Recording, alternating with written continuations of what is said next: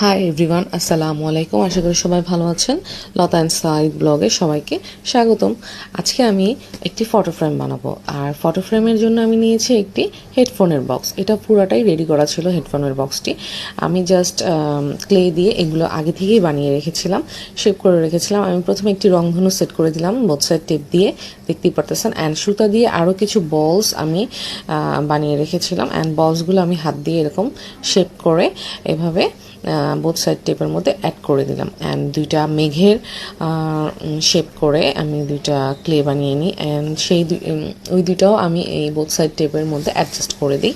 That's it, হয়ে গেল আমার। আপনি চাইলে এভাবেও ফ্রেমটা রাখতে পারেন, বাট আমি এখানে একটা ছবি অ্যাড করে দিচ্ছি। দেখতেই পারতেছেন আমি কোন ছবিটা অ্যাড করবো বুঝতে পারতেছিলাম না। সো সবগুলো অ্যাডজাস্ট করার পর দেখতে পেলাম এটাই ভালো লাগতেছে এখানে।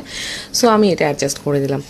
সো এখানে একটা পাখির ছবি ছিল, দ্যাটস ওয়াই আমি পাখির ছবিটা ঢেকে দিয়ে আরেকটা ক্লে ফ্লাওয়ার বানিয়ে, অ্যান্ড দ্যাটস ইট। অ্যান্ড চারপাশে আমি বোথ সাইড টেপ দিয়ে আরেকটা ওই সাইডটা কালার করে নিই। সো এটা আপনি চাইলে ওয়ালে হ্যাঙ্গিং করতে পারেন। খুব সুন্দর হয়েছে।